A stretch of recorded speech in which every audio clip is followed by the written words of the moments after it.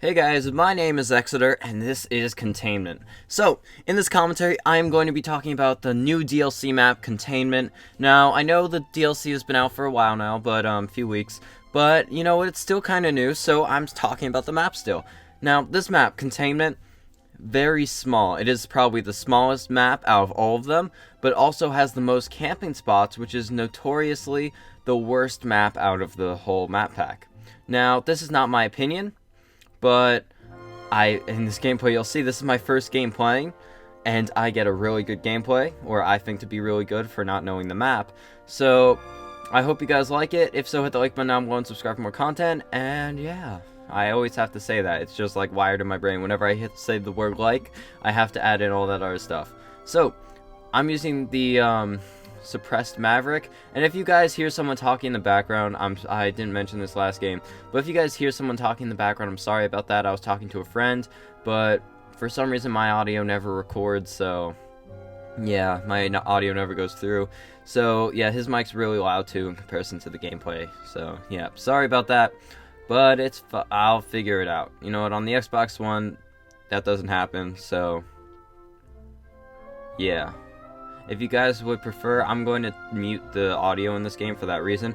And if you guys would prefer me usually muting the audio, then that's cool. But I know there has to be some type of background noise, so hope you guys like the music in the background. But anyway, so, oh, and also the laggy clips and gameplay. I'm going to try and figure that out. But now, the map Containment. It's small. Containment is very small. And when you're playing Domination, because the way the map's set up, where on one side of the map, there's two flags, A and B, what they did is they made it so one team spawns in the middle of the river right next to B and C, while the other team spawns behind A and B. So both teams get to the map, the flags, evenly.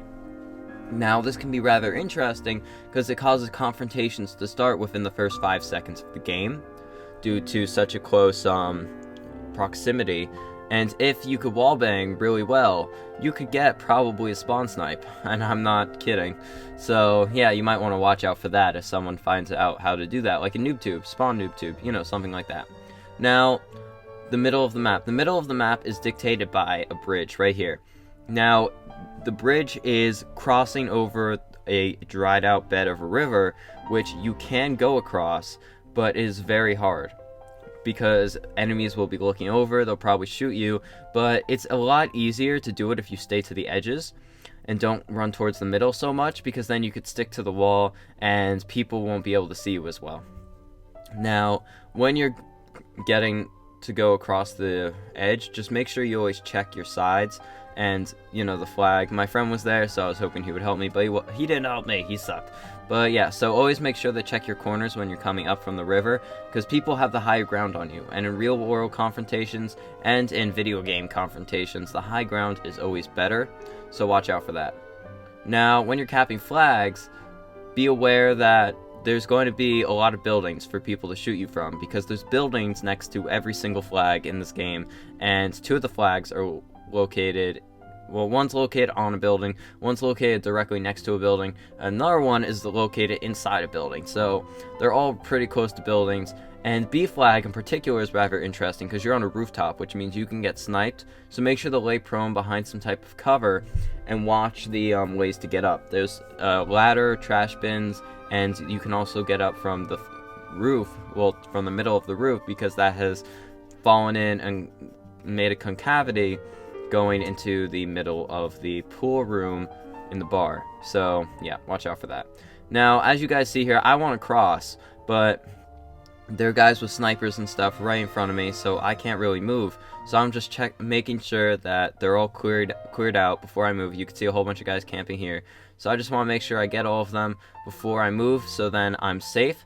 I just check my corners there, try getting this guy. He's just in there too well, so I pull out the Trinity rocket, and I thought that the radioactive, and that guy was underneath the bridge, but I thought that the radioactivity of the missile would actually screw up like the Trinity rocket and stuff, but it actually doesn't, surprisingly. So you can use a Trinity rocket when you are going towards the middle of the map, towards the bridge, and it will not blow up the bomb or nuclear thing. I mean, I guess it's just strong, a salvo can, but a Trinity missile can't. I don't know. But yeah, so you can't blow it up manually. You have to call in the special field order to blow it up. You can't try to do it. It's probably going to be very hard, if anything. So yeah. Now, when you're near it, it will screw up your radar. Here, I pick up the Helo pilot. So make sure that whenever you're near it, you are being very safe and secure, and don't take shots that you don't need to take, because people can see you on the radar, but you can't see them. So watch out for that. Now, streaks.